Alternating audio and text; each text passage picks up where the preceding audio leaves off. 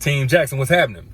So I've been doing live chats over the last few weeks for various people, man. And one of the questions that keeps coming up is, are men intimidated by fill in the blank types of women? Strong women, independent women, successful women, you name it. And the truth is this: most men in general are intimidated by women that are above average and know that they're above average. And both are equally important. I'll explain that in just a minute. But it's not so much even the woman that's intimidating. It's the things in a man that has to change, that has to grow and develop in order to love that woman correctly. You know, the bad habits he has to break, the indulgences of the world he has to detach from, all of that.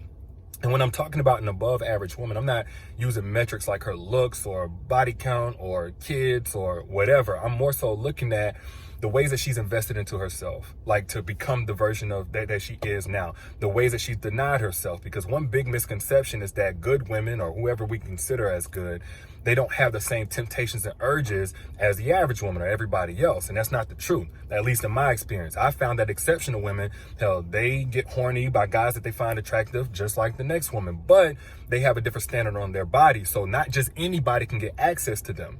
You know, those like exceptional women, they want to let that X back in because familiarity, it breeds comfort. But they know that they deserve better than the same old bullshit again. You know, exceptional women, they also want to be friends with more people than just 2 or 3. They want a bigger circle. They want more people they can call whenever they want to have fun. But they can't let just anybody in their circle because they don't want to pollute their energy. So they set different types of boundaries. They want to go out every weekend too. Maybe not to the club, but they want to go have fun. But they lock in on their goals and they focus because they're trying to break generational curses of poverty and so on. Like that type of woman, who she is on a personal level and what she brings to a relationship makes her above average. And you cannot bring mediocrity to that type of woman and receive king treatment in return. And every man wants to be treated like a king.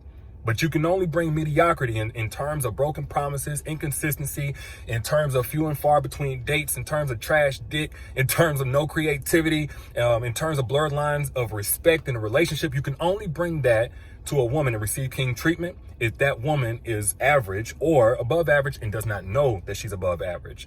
Or as the cliche goes, she doesn't know her worth, because that type of woman is not going to hold a man accountable for that. She feels like she can't get better outside of him. She feels like if she don't have him, she'll never achieve her relationship goals. Nobody else is going to want her, etc. So as for like an above average type of woman, the only man that can handle her, and by handle I mean elevate her, because that's what he's going to be looking to do, is a man that welcomes challenges in his life. The challenge that she will come with. Why? Because he's already been challenging himself while he was single. He's already been growing and dying to his old self. He's already been on the exact same type of time, you know, waiting and preparing for the right one, the same way that the woman that is above average and knows that she's above average, to the point he's gotten bored with what the dating scene offers in terms of the typical woman.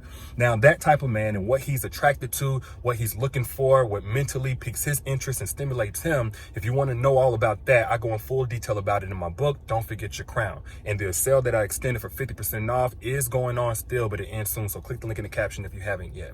But all in all, instead of looking at, you know, what kind of woman a man is intimidated by, because that's not always so obvious, I say look more so at what a man is excited by. That's going to tell you equally as much about him. And if you come across a man that is excited by voids in a woman, the type of voids that you don't have, so those women get attention that you don't get, then understand this: that type of man is only going to come into that woman's life and make that void even bigger. He's going to make himself at home in that void because he attaches the value of his presence directly to the pain that he can cause her based on her brokenness that was there before he even got there, as opposed to a real man that attaches the value of his presence to the way that he can align with a woman's purpose, because that's what he plans on pushing her closer to.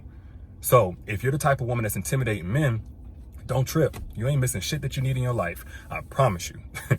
Now, let me know what you think in the comments. And again, don't forget your crown book is 50% off for a limited time only at the link in the caption. But I'll holler at y'all later. Peace.